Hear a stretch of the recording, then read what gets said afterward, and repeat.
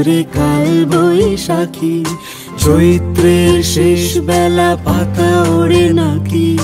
গত বছরের মায়া ভেঙে যাবে বলে রাজপথ ভেসে গেছে অচেনা কাজলে।